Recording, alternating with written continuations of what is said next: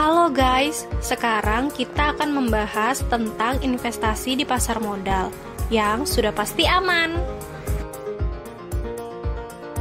Selanjutnya, kita akan membahas tentang pasar modal, di mana pasar modal merupakan kegiatan yang berhubungan dengan penawaran umum dan perdagangan efek, perusahaan publik yang berkaitan dengan efek yang diterbitkannya, serta lembaga dan profesi yang berkaitan dengan efek.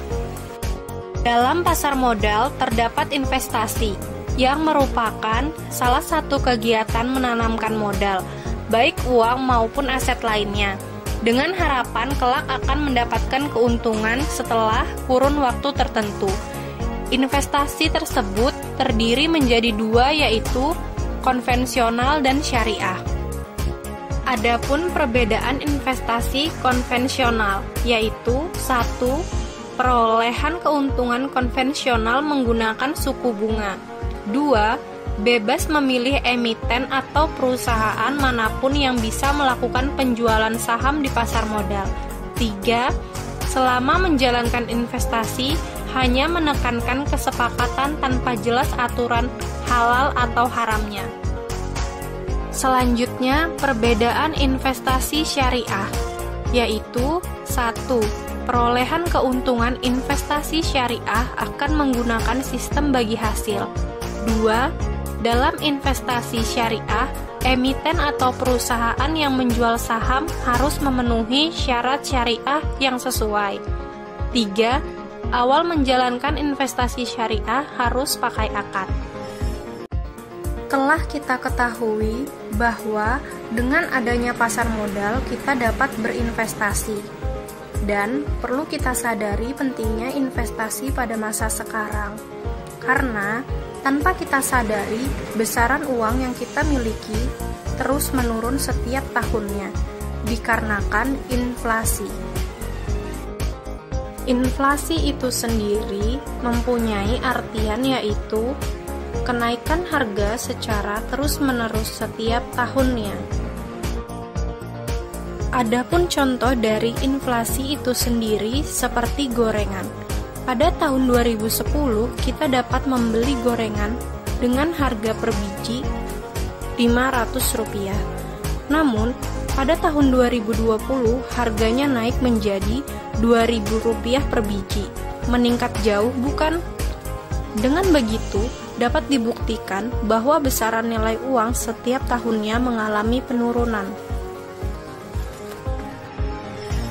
Lalu, bagaimana cara kita mengatasi penurunan nilai uang tersebut? Yaitu dengan cara berinvestasi. Dalam pasar modal terdapat beberapa produk investasi yang dapat diperjualbelikan, yaitu saham, obligasi, dan reksadana. Saham sendiri merupakan bukti kepemilikan sebuah perusahaan.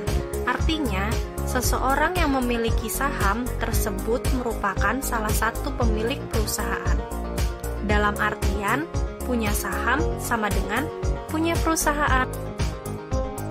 Kemudian obligasi, yaitu surat berharga atau sertifikat yang berisi perjanjian antara perusahaan atau emiten sebagai peminjam dana dengan investor sebagai pemberi dana.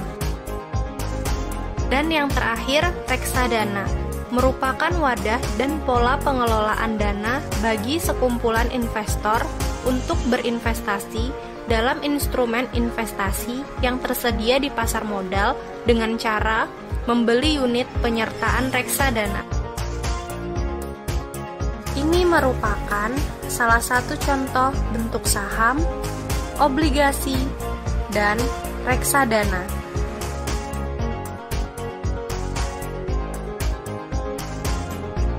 Adapun di dalam pasar modal, tidak semua perusahaan terdaftar. Hanya perusahaan terbukalah yang terdaftar di dalam pasar modal, atau perusahaan yang sudah berbasis TBK. Ini merupakan beberapa contoh perusahaan terbuka yang dapat diperjualbelikan di dalam pasar modal.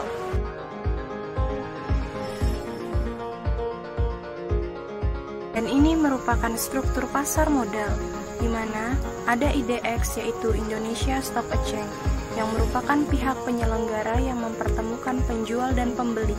Selanjutnya ada KSEI, yaitu Kustodian Sentral Efek Indonesia, merupakan tempat penyelesaian transaksi efek yang dilakukan. Dan yang terakhir ada KPEI, yaitu Clearing Penjaminan Efek Indonesia, merupakan jasa yang menjamin penyelesaian transaksi di bursa. Ketiga lembaga tersebut dinaungi oleh OJK, yaitu Otoritas Jasa Keuangan, dan yang sudah pasti terjamin keamanannya. Akhir kata dari video ini, saya ucapkan terima kasih.